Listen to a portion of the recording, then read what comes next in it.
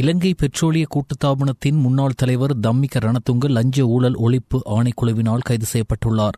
2017-2018 ஆண்டுகளுக்கான இலங்கை பெட்ரோலிய கூட்டுத்தாபனத்திற்கு எரிபொருள் கொள்வனவு செய்ய இருந்த 3 நீண்டகால கேள்வி மனுக்களை ரத்து செய்து அதற்கு பதிலாக அதிக விலையின் கீழ் உடனடி கேள்வி மனுக்களை செயற்படுத்தியதன் ஊடாக பெட்ரோலிய கூட்டுத்தாபனத்திற்கு சுமார் 800 மில்லியன் ரூபாய் நஷ்டத்தை ஏற்படுத்திய குற்றச்சாட்டின் பேரில் அவர் கைது செய்யப்பட்டுள்ளார்.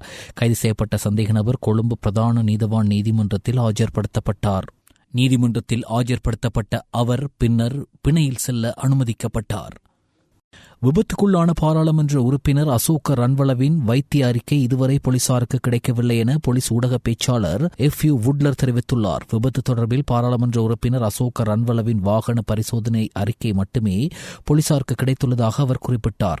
அதன்படி அசோக ரன்வள செலுத்திய வாகனத்தின் பிரேக் முறையாக பராமரிக்கப்படவில்லை என்றும் பிரேக் அமைப்பில் கோளாறு இருப்பதாகவும் வாகன பரிசோதனை அறிக்கையில் குறிப்பிடப்பட்டுள்ளதாக போலீசார் மேலும் தெரிவித்தனர். அவ்வாறாயினும் வைத்திய அறிக்கை கிடைத்த பின்னரே பாராளுமன்ற உறுப்பினர் தொடர்பில் முன்னெடுக்கப்படவுள்ள அடுத்த கட்ட சட்ட நடவடிக்கை தீர்மானிக்கப்படும் என போலீஸ் ஊடக பேச்சாளர் எஃப்யூ வுட்லர் தெரிவித்தார். கடந்த வியாழக்கிழமை இரவு அசோக ரன்வள செலுத்திய ஜீப் வண்டி மற்றொரு கார் மற்றும் மோட்டார் சைக்கிளுடன் மோதி விபத்துக்குள்ளானதில் பாராளுமன்ற உறுப்பினரும் மற்றைய காரில் பயணித்த சிறு குழந்தை உட்பட 3 காயமடைந்தனர். விபத்து தொடர்பில் பாராளுமன்ற உறுப்பினர் அசோக ரன்வள கைது செய்யப்பட்ட நிலையில் நீதவான் அவரை பிணையில் செல்ல அனுமதி வழங்கினார். எவ்வாறாயினும் இந்த விபத்து தொடர்பிலான அசோக ரன்வளவின் வைத்திய அறிக்கை குறித்து கொழும்பு தேசிய வைத்தியசாலையின் பதில் பணிப்பாளரிடம் நாம் வினவிய போது அவர் அதற்கு பதிலளிக்கவில்லை. இதையடுத்து சப்புகஸ்கந்த போலீஸ் நிலைய பொறுப்பதிகாரியிடம் இது குறித்து வினவிய போது அசோக ரன்வளவின் வைத்திய அறிக்கை இதுவரை போலீசாருக்கு கிடைக்கவில்லை என அவர் தெரிவித்தார். தற்போது அசோக ரன்வளவின் இரத்த மாதிரிகள் பரிசோதனைக்காக அரச ரசாயன பகுப்பாய்வாளருக்கு அனுப்பி வைக்கப்பட்டுள்ளதாக போலீசார் மேலும் தெரிவித்தனர். அண்மை அனர்த்தம் நிலைபேறாகவும் படிப்படியாகவும் வளர்ச்சியடைந்து வந்த நாட்டின் பொருளாதாரத்தில் பாரிய தாக்கத்தை ஏற்படுத்தியுள்ளது.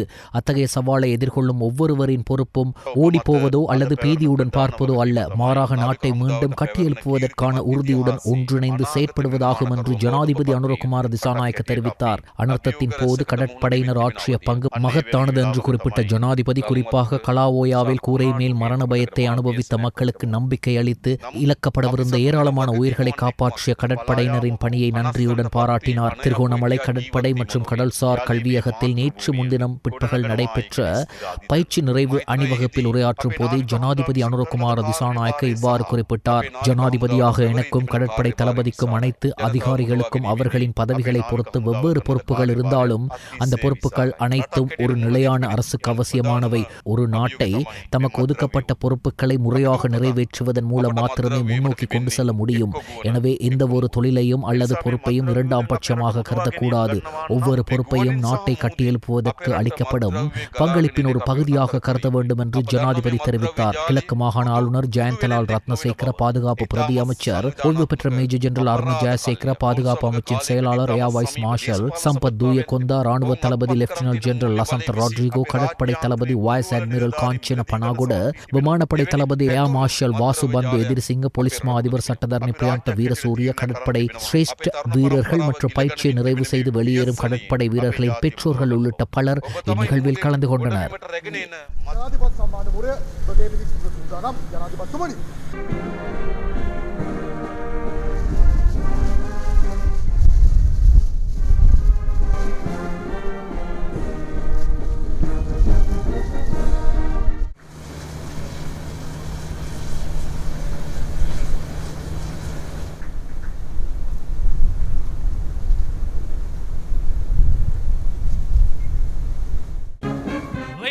And gentlemen, now the chief guest of today's passing out parade, His Excellency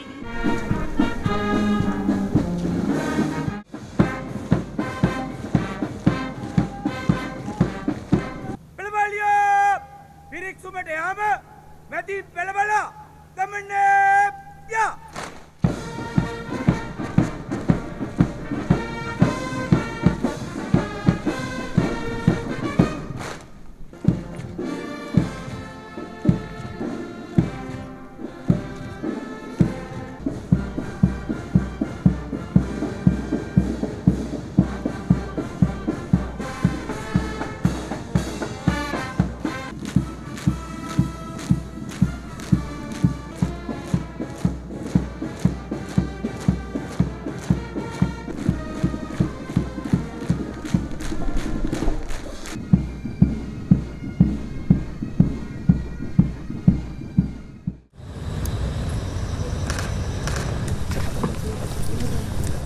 Ditwah சூறாவளி மற்றும் அதைத் தொடர்ந்த வெள்ளம், நிலச்சரிவுகளால் நாடு முழுவதும் மொத்தம் 6163 வீடுகள் முழுமையாக சேதமடைந்துள்ளன. மேலும் 1,12,171 வீடுகள் பகுதியளவில் சேதமடைந்துள்ளன என்று அனர்த்த முகாமைத்துவ மத்திய நிலையம் தெரிவித்துள்ளது. வீட்டு சேதங்களை பொறுத்தவரை கண்டி மாவட்டமே அதிகபட்சமாக பாதிக்கப்பட்டுள்ளது. அங்கு 2012 வீடுகள் முழுமையாக சேதமடைந்துள்ளன.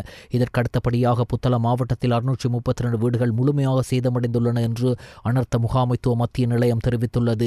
நுவரெலியா, குருநாகல் மற்றும் பதுளை போன்ற மாவட்டங்களில் குடியிருப்பு சேதங்கள் அதிக அளவில் பதிவாகியுள்ளன. இந்த மாவட்டங்களில் நிலச்சரிவு மற்றும் வெள்ள பாதிப்புகள் காரணமாக ஆயிரக்கணக்கான மக்கள் இடம்பெயர்ந்துள்ளனர். இந்த அனர்த்தத்தில் உயிரிழந்தவர்களின் எண்ணிக்கை 644ஆக உயர்ந்துள்ளது. 183 பேர் காணாமல் போயுள்ளனர். உயிரிழப்புகளில் கண்டி மாவட்டத்தில் 237 பேர் உயிரிழந்துள்ளனர். நாடு முழுவதும் 766 பாதுகாப்பு மையங்களில் தற்போது 22,638 குடும்பங்களைச் சேர்ந்த 70,359 மக்கள் இந்த மையங்களில் தங்கியுள்ளனர். அனர்த்த முகாமைத்துவ நிலையம், மாவட்ட அதிகாரிகள், முப்படைகள் மற்றும் ஏனைய சம்பந்தப்பட்ட நிறுவனங்களின் ஒருங்கிணைப்புடன் நிவாரண நடவடிக்கைகள், தேடுதல் மற்றும் மீட்பு பணிகள் மற்றும் சேத மதிப்பீடுகள் ஆகியவற்றை தொடர்ந்து மேற்கொள்ளப்படுவதாக அனர்த்த முகாமைத்துவ மத்திய நிலையம் மேலும் குறிப்பிட்டுள்ளது. அனர்த்தத்தால் பாதிக்கப்பட்டவர்களை வலுவூட்டும் நிகழ்ச்சி திட்டத்தின் கீழ் வழங்கப்படும் நிவாரணங்களுக்காக வழிகாட்டல்களை சுட்டிக்காட்டி பாதுகாப்பு அமைச்சின் செயலாளர் ஏர் வைஸ் மார்ஷல் சம்பத் தூயகொந்தாவினால் விசேட அறிக்கை ஒன்றை வெளியிட்டுள்ளார். அந்த அறிக்கையில் குறிப்பிடப்பட்டுள்ளதாவது: 2025 11/21 தேதி முதல் தாக்கம் செலுத்திய தித்வா சூறாவளி தாக்கத்தால் ஏற்பட்ட அனர்த்த நிலைமையை அடிப்படையாக கொண்டு 2025 நவம்பர் 28 தேதி விசேட வர்த்தமானி அறிவித்தல் ஊடாக முழு இலங்கைக்கும் அவசரகால நிலைமை அமுல்படுத்தப்பட்டதுடன் அன்றைய அனர்த்த நிவாரண சேவை சுற்றறிக்கையின் 3/2025 ஊடாக 2025 நவம்பர் மாதம் 21 தேதி முதல் மறு அறிவித்தல் விடுக்கும் வரையில் இலங்கை முழுவதும் அனர்த்த நிலைக்குட்படுத்தப்பட்டுள்ளதாக அறிவிக்கப்பட்டது. இந்த அனர்த்தங்களால் பாதிக்கப்பட்ட மக்களுக்கு நிவாரணம் அளித்தல், உயிரிழப்புக்கு இழப்பீடு வழங்கல், முழுமையாகவோ அல்லது பகுதி அளவிலோ சேதமடைந்த வீடுகளுக்கு நட்டையீடு வழங்கல், பாடசாலை மாணவர்களுக்கு விசேட கொடுப்பனவு வழங்கல் உட்பட பல நிவாரணங்கள் 2025 டிசம்பர் மாதம் 5 தேதி வெளியிடப்பட்ட செலவு சுற்றறிக்கை 08.2025 ஊடாக குறிப்பிடப்பட்டுள்ளது. இந்த வழிகாட்டலுக்காக நிதி மற்றும் நிதி திட்டமிடல் அமைச்சு மற்றும் அரசு நிர்வாக, மாகாண சபைகள் மற்றும் உள்ளூராட்சி மன்ற அமைச்சின் அனுமதி கிடைக்கப்பெற்றுள்ளது. வழங்கப்படும் கொடுப்பனவுகள்: அனர்த்த நிலைமையால் பாதிக்கப்பட்டவர்கள் தமது வீடுகளுக்கு சென்று துப்புரவு பணிகளை மேற்கொள்வதற்கு 25,000 ரூபாய் வழங்கப்படும். சொந்த வீடு மற்றும் வாடகை வீடுகளில் வசிப்பவர்களுக்கு இந்த கொடுப்பனவு வழங்கப்படும். 2025 நவம்பர் 21 தேதி முதல் ஏற்பட்ட அனர்த்த நிலைமையால் முழுமையாக சேதமடைந்த வீடு, வெள்ளம், சூறாவளி, மண் சரிவு, மண்மேடு சரிந்து விழுந்ததால் ஏற்பட்ட பகுதியளவான பாதிப்பு, வீட்டுக்கு சேதம் ஏற்படாத பட்சத்தில் வெள்ளம், சூறாவளி, மண் சரிவு ஆகிய தாக்கங்களினால் அசுத்தமடைந்த வீட்டை துப்புரவு செய்வதற்காக இந்த கொடுப்பனவு வழங்கப்படும். காணியின் உரிமை மற்றும் வருமானம் ஆகிய காரணிகளை கருத்தில் கொள்ளாமல் இந்த கொடுப்பனவை வழங்க வேண்டும். சொந்த வீடு, வாடகை வீடு, சட்டவிரோத குடியிருப்பாளர்கள், அரச உத்தியோகபூர்வ வீடுகளில் வசிப்போருக்கு இந்த கொடுப்பனவு வழங்கப்பட வேண்டும். மாணவர்களுக்கான கொடுப்பனவு: அனர்த்தத்தால் பாதிக்கப்பட்ட பாடசாலை மாணவர்கள் தொப்பிகள், எழுதுவினை பொருட்கள் மற்றும் சீருடைகளை கொள்வனவு செய்வதற்கு ஒரு தடவை மாத்திரம் ஒருவருக்கு 15,000 ரூபாய் வழங்கப்படும். பாடசாலை அதிபரால் உறுதிப்படுத்தப்பட்ட அல்லது கிராம சேவகரால் உறுதிப்படுத்தப்பட்ட வகையில் பரிந்துரை செய்யப்படும் மாதிரி 2.7 விண்ணப்பத்திற்கு அமைய தயாரிக்கப்பட்டு 2.7.1 பிரிவு மாதிரி ஊடாக பிரதேச செயலாளர் அலுவலகம் ஊடாக மாவட்ட செயலாளர் காரியாலயத்திற்கு விண்ணப்பிக்க வேண்டும். இந்த கொடுப்பனவை வழங்க தெரிவு செய்யப்பட்ட பயனாளர்களின் பெயர் பட்டியல் தேசிய அனர்த்த சேவை மத்திய நிலையத்திற்கு அனுப்பி வைக்கப்பட வேண்டும். வாடகை வீட்டில் வசிக்க 6 மாத காலத்திற்கு 25,000 ரூபாய். மண் சரிவு அல்லது வெள்ளப்பெருக்கு பாதிப்பால் வசிப்பதற்கு வீடில்லாதவர்கள் புதிய வீட்டை நிர்மாணித்துக் கொள்ளும் வரை பிரிதொரு இடத்தில் குடியிருப்பதற்கு 25,000 ரூபாய் வீதம் 6 மாத காலத்திற்கு வழங்கப்படும். தேசிய கட்டட ஆராய்ச்சி நிறுவனத்தால் வசிப்பதற்கு பாதுகாப்பற்ற பகுதி என்று அறிவுறுத்தப்பட்ட பகுதியில் வசித்தோருக்கு இந்த கொடுப்பனவு வழங்கப்படும். வாடகை வீட்டில் வசித்தோருக்கு இந்த கொடுப்பனவு வழங்கப்படாது. அனர்த்த முகாமைத்துவ பொறிமுறையில் தற்போது பல குறைபாடுகள் காணப்படுகின்றன. அனர்த்தம் ஏற்படுவதற்கு முன்பு தற்போதைய நிவாரண முன்னெடுப்புகளில் பல சிக்கல்கள் காணப்படுவது தெளிவாக தெரிகிறது. இடர் முகாமைத்துவ துறையில் சேவையாற்றி வரும் அரசு அதிகாரிகள் கூட இந்நேரத்தில் முறையான எந்தவொரு திட்டமும் இல்லை என்று தெரிவிக்கின்றனர். பல்வேறு தகுதிகளில் அடிப்படையில் நிதி நிவாரணம் பெற்று தருவோம் என்று மக்களுக்கு வாக்குறுதிகளை வழங்கியிருந்தாலும் நிதி வழங்குவதற்கான எந்த வழிமுறைகளோ அல்லது சுற்றறிக்கைகளோ முறையாக வெளியிடவில்லை. இந்த வழியில் இடர் முகாமைத்துவ நடவடிக்கை நடவடிக்கைகள் முன்னெடுக்கப்பட்டால் நாட்டிற்கும் மக்களுக்கும் கடவுளே துணை என்று எதிர்க்கட்சித் தலைவர் சஜித் பிரேமதாச தெரிவித்தார். டித்வா சூறாவளி புயலால் கடுமையாக பாதிக்கப்பட்ட கம்பளை பிரதேச மக்களின் சுகாதாரத்தை மேம்படுத்தும் நோக்கில் மூச்சு வேலை திட்டத்தின் கீழ் கம்பளை வைத்தியசாலைக்கு 29 லட்சம் ரூபாய் பெறுமதியான வைத்தியசாலை உபகரணங்களை எதிர்க்கட்சித் தலைவர் சஜித் பிரேமதாச நேற்று நன்கொடையாக வழங்கி வைத்தார். இந்நிகழ்வில் பங்கேற்று உரையாற்றும் போதே அவர் இவ்வாறு தெரிவித்தார். வாந்தி, ஒவ்வாமை, தலை சுற்றல் போன்ற நோய்களுக்கு ஏற்றப்படும் ஊசியை ஏற்றிய பிறகு 2 நோயாளர்கள் கொழும்பு IDH வைத்தியசாலையில் உயிரிழந்ததற்கான காரணம் தொடர்பாக தேசிய ஊடகங்கள் ஆணைக்குழு மற்றும் சுகாதார அமைச்சு ஆகியவை தற்போது விசாரணைகளை மேற்கொண்டு வருவதாக அறிவிக்கப்பட்டுள்ளது. ஆண்டஸ்ட்ரோன் எனப்படும் இந்த தடுப்பூசியிலே கிருமிகள் அடங்கியிருப்பதாக அவற்றை வைத்தியசாலைகளிலிருந்து அகற்றுவதற்கு தேசிய ஊடகங்கள் அதிகார சபை நடவடிக்கை எடுத்திருந்தது. அந்த மருந்துகளில் 4 வகைகளை கடந்த 12ஆம் தேதி ஒரு சுற்றறிக்கையின் மூலம் அகற்றுவதற்கு தேசிய ஊடகங்கள் ஒழுங்குபடுத்த அதிகார சபை நடவடிக்கை எடுத்திருந்தது. அதே நேரம் இந்த மருந்தின் தயாரிப்பு தொடர்பான அறிக்கையை 28 நாட்களுக்குள் சமர்ப்பிக்குமாறும் அதிகார சபை அறிவுறுத்தியிருந்தது. கடந்த 10ஆம் தேதி இந்த மருந்து ஒரு நோயாளிக்கு ஏற்றப்பட்டது. பின்னர் அவர் ஒவ்வாமை காரணமாக உயிரிழந்துள்ளார். எனவே இந்த ஊசியின் காரணமாகவா அவர் உயிரிழந்தார் என்று விசாரணைகள் நடத்தப்படுகிறது. இந்த உயிரிழப்புக்கு பிறகே சுகாதார அமைச்சும் தேசிய ஊடகங்கள் ஒழுங்குபடுத்தல் அதிகார சபையும் விசாரணையை ஆரம்பித்தது. சிறப்பு விசேட வைத்தியர் சமல் சஞ்சீவ தெரிவிக்கையில் இது தொடர்பாக ஜனாதிபதி கவனம் செலுத்த வேண்டும் என்றும் எவ்வாறு இந்த மருந்துக்கான கொள்முதல் இடம்பெற்றது போன்ற நடவடிக்கைகளை ஜனாதிபதி ஆராய வேண்டும் என்றும் குறிப்பிட்டுள்ளார்.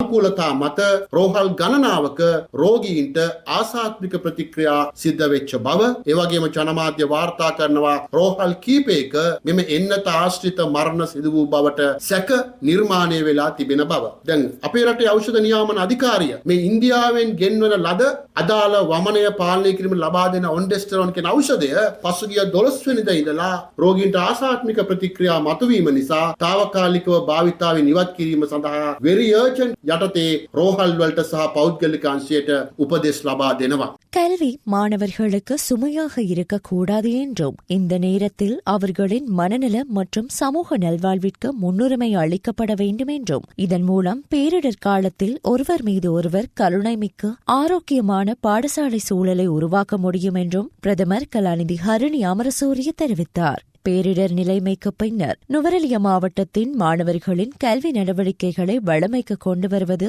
மற்றும் பாடசாலைகளை மீண்டும் ஆரம்பிப்பதற்கு எடுக்க வேண்டிய நடவடிக்கைகள் குறித்து நுவரெலிய மாவட்ட கல்வி அதிகாரிகளுடன் இடம்பெற்ற கலந்துரையாடலில் உரையாற்றும் போதே பிரதமர் இவ்வாறு தெரிவித்தார். நாட்டில் உள்ள பாடசாலைகளை 2025 டிசம்பர் 16ஆம் தேதி ஆரம்பிக்க கல்வி அமைச்சு தீர்மானித்திருந்த போதிலும் பேரிடர் நிலைமையை எதிர்கொண்ட பிரதேசங்களில் பாடசாலைகளை ஆரம்பிப்பது தொடர்பான தீர்மானங்களை எடுப்பதற்கு சம்பந்தப்பட்ட மாகாண மற்றும் மாவட்ட அதிகாரிகளுக்கு அதிகாரம் வழங்கப்பட்டுள்ளதாகவும் பிரதமர் மேலும் தெரிவித்தார். ஜனாதிபதி நிதியம் மக்களின் நிதியம், அது மக்களுக்கு சொந்தமானது என்ற உணர்வை ஏற்படுத்த உரிய நடவடிக்கைகளை மேற்கொண்டுள்ளோம். சாதாரண மக்கள் பயனடைவது கடினமானதும் சிக்கலானதுமான செயல்முறையாக காணப்பட்ட ஜனாதிபதி நிதியத்தை இணைய வழியில் மற்றும் தத்தமது பிரதேச செயலகங்களூடாக விண்ணப்பிக்கக்கூடிய எளிய முறைமைக்கு கொண்டுவர நடவடிக்கைகளை மேற்கொண்டுள்ளோம் என்று பிரதமர் கலாநிதி ஹரணி அமரசூரிய தெரிவித்தார். ஜனாதிபதி நிதியத்தின் மூலம் செயல்படுத்தப்படும் உயர்தர பரீட்சை சாதனையாளர்களை பாராட்டும் நாடு தழுவிய நிகழ்ச்சியின் 9வது கட்டம் பிரதமர் கலாநிதி ஹரணி அமரசூரிய தலைமையில் அலரி மாளிகையில் நடைபெற்றது. இதன்போது 2023 மற்றும் 2024ஆம் ஆண்டுகளில் நடைபெற்ற கல்வி பொதுத்தராதர உயர்தர பரீட்சையில் சிறந்த பெறுபேறுகளை பெற்ற மேல் மாகாண மாணவர்கள் கௌரவிக்கப்பட்டனர். கொழும்பு, கம்பஹா மற்றும் களுத்துறை ஆகிய மாவட்டங்களிலிருந்து தெரிவு செய்யப்பட்ட 361 சிறந்த பெறுபேறுகளை பெற்ற மாணவர்கள் பாராட்டப்பட்டனர். இவர்களுக்கு ஜனாதிபதி நிதியத்தினால் 36.1 மில்லியன் ரூபாய் பெறுமதியான புலமை பரிசில்கள் வழங்கப்பட்டன. இந்தியா நட்பு நாடு என்ற வகையில் இலங்கை அனர்த்தங்களுக்கு உள்ளாகும் ஒவ்வொரு சந்தர்ப்பத்திலும் முதலில் உதவ முன்வருகின்றது. கடந்த சில நாட்களாக சிகிச்சை சேவைகள், நோய் பரிசோதனைகள், சத்திர சிகிச்சைகள் ஊடாக 7000க்கும் அதிகமான நோயாளர்களுக்கு சிகிச்சை அளித்தமைக்காகவும் வழங்கிய ஒத்துழைப்புக்காகவும் இந்திய அரசாங்கத்துக்கும் அதன் மக்களுக்கும் இலங்கை அரசாங்கம் சார்பில் நன்றி தெரிவிக்க கடமைப்பட்டுள்ளேன் என்று சுகாதார மற்றும் வெகுஜன ஊடக அமைச்சர் வைத்தியர் நலிந்த ஜெயதிச தெரிவித்தார். இயற்கை பேரிடரால் மையங்கன வைத்தியசாலையின் சிகிச்சை சேவைகள் முடங்கியிருந்த நிலையில் அப்பகுதி பகுதி மக்களுக்கு சிகிச்சைகளை வழங்கி வந்த இந்திய ராணுவ மருத்துவ குழு நேற்று நாடு திரும்பியது. சுகாதார மற்றும் வெகுஜன ஊடக அமைச்சர் வைத்தியர் நலிந்த ஜெயதிச விமான நிலையத்திற்கு சென்று அரசாங்கம் சார்பில் நன்றியை தெரிவித்து அக்குழுவினரை வழி அனுப்பி வைத்திருந்தார். நாட்டில் ஏற்பட்ட திடீர் அனர்த்த நிலைமை காரணமாக இங்கு வந்து சுமார் 2 வாரங்களாக மக்களுக்கு மனிதாபிமான மருத்துவ சிகிச்சை சேவைகளை வழங்கிய இந்திய ராணுவ மருத்துவ குழு நேற்று பிற்பகல் கட்டுநாயக்க சர்வதேச விமான நிலையத்திலிருந்து தாய் நாட்டிற்கு புறப்பட்டு சென்றது.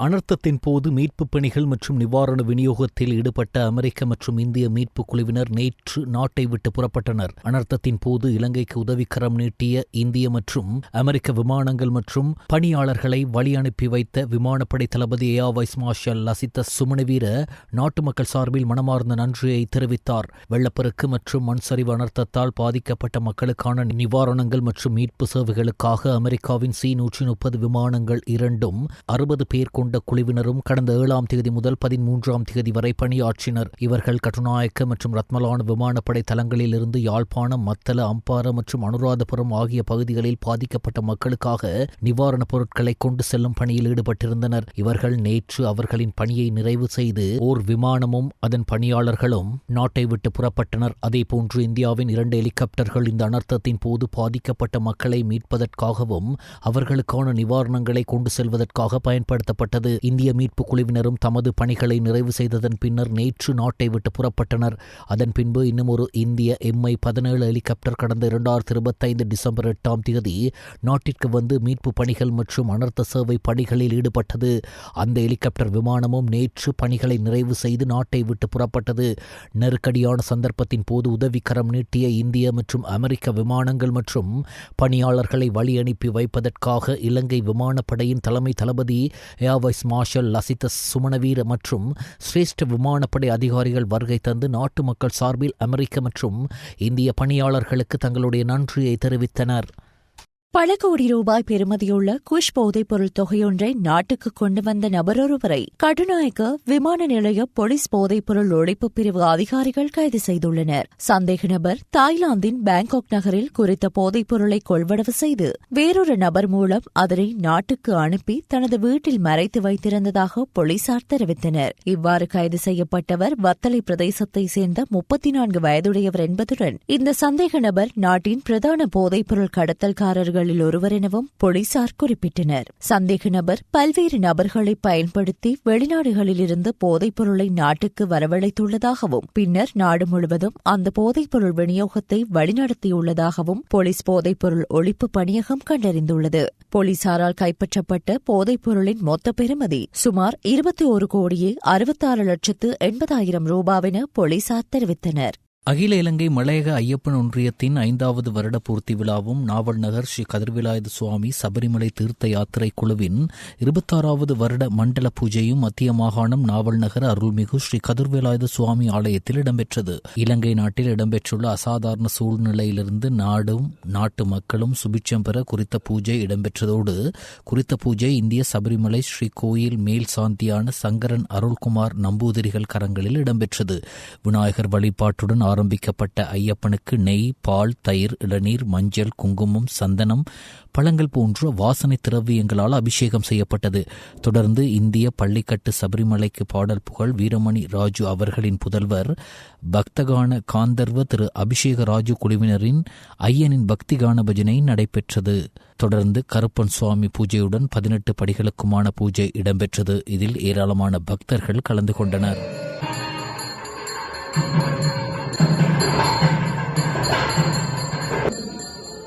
அதில் ஒரு பாதிக்கப்பட்ட உறவுகள் சீரமாக வளர்க்கலாம் பசித்திருந்து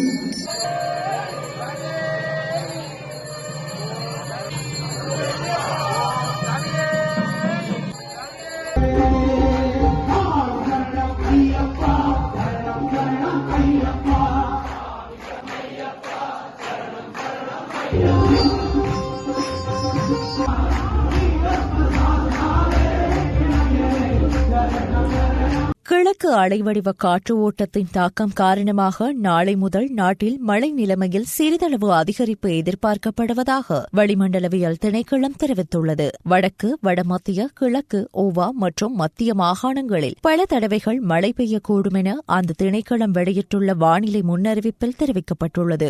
நாட்டின் ஏனைய பகுதிகளில் பிற்பகல் 1 மணிக்கு பின்னர் ஆங்காங்கே மழையோ அல்லது இடியுடன் கூடிய மழையோ பெய்யக்கூடும். மத்திய மலைநாட்டின் கிழக்கு சரிவு பகுதிகளிலும் வடக்கு, வடமத்திய மற்றும் வடமேல் மாகாணங்களிலும் திருகோணமலை, அம்பாந்தோட்டை மற்றும் மொனராகலை மாவட்டங்களிலும் அவ்வப்போது மணித்தியாலத்திற்கு 30 தொடக்கம் 40 கிலோமீட்டர் வேகத்தில் ஓரளவு பலத்த காற்று வீசக்கூடும். சப்ரகமுவா மத்திய மாகாணங்களிலும் காலி மற்றும் மாத்தறை மாவட்டங்களிலும் சில இடங்களில் காலை வேளையில் பனிமூட்டமான நிலை காணப்படலாம். இடியுடன் கூடிய மழை பெய்யும் வேளைகளில் தற்காலிகமாக வீசக்கூடிய பலத்த காற்று மற்றும் மின்னல் தாக்கங்களினால் ஏற்படக்கூடிய ஆபத்துக்களை குறைத்துக் கொள்ள தேவையான நடவடிக்கைகளை மேற்கொள்ளுமாறு வளிமண்டலவியல் திணைக்களம் பொதுமக்களை அறிவுறுத்தியுள்ளது.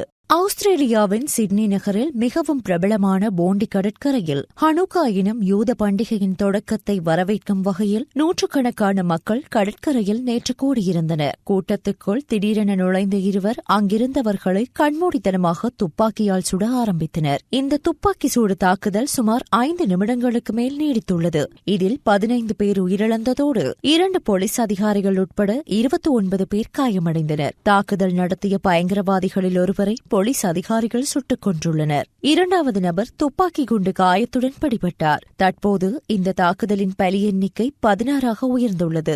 சம்பவ இடத்திலேயே 14 பேரும் மேலும் 2 பேர் வைத்தியசாலையிலும் பலியானதாக போலீஸ் அறிக்கை தெரிவித்துள்ளது.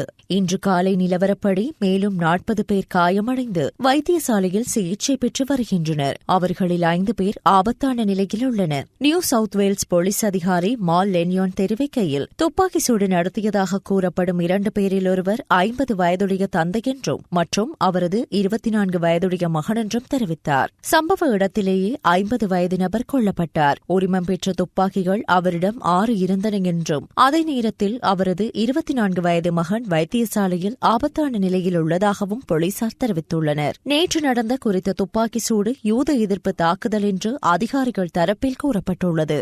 வடக்கு கொலம்பியாவில் உள்ள பாடசாலையொன்றின் பேருந்து பள்ளத்தில் விழுந்து விபத்துக்குள்ளானதில் 17 பேர் உயிரிழந்துள்ளதுடன் 20 பேர் காயமடைந்துள்ளனர். லிசியோ ஆன்டியோக்வேனோ உயர் பாடசாலையின் மாணவர்களை ஏற்றி சென்ற பேருந்து கரிபியன் நகரமான டோலுவிலிருந்து மெடலினுக்கு பயணித்துக் கொண்டிருந்த போதே இவ்விபத்து ஏற்பட்டுள்ளது. இன்று அதிகாலை 5:40 மணியளவில் இவ்விபத்து இடம்பெற்றுள்ளதாக போலீசார் தெரிவித்துள்ளனர். பலத்த காயமடைந்த 20 பேரும் வைத்தியசாலையில் சேர்க்கப்பட்டுள்ளனர். கடந்த 2002ஆம் ஆண்டு WWE போட்டிகளில் அறிமுகமாகி தனித்துவமான மல்யுத்த உத்திகளால் ரசிகர்களை கவர்ந்தவர் ஜான் சீனா. தனது 23 ஆண்டுகால மல்யுத்த போட்டிகளில் 17 முறை சாம்பியன் பட்டம் வென்றுள்ளதோடு தி சூசைட் ஸ்குவாட், ஃப்ரீலான்ஸ் உள்ளிட்ட படங்களிலும் நடித்து அசத்தி வந்த ஜான் சீனா சமீபத்தில் தனது ஓய்வை அறிவித்தார். அமெரிக்காவில் டிசம்பர் 13ஆம் தேதி நடைபெறும் போட்டிதான் தனது கடைசி போட்டி என்று கூறியிருந்தார். அதன்படி தனது கடைசி போட்டியில் ஜான் சீனா கன்தருடன் மோதினார். இந்த போட்டியில் டேப் அவுட் முறையில் ஜான் சீனா தோல்வியை தழுவினார். இதனைத் தொடர்ந்து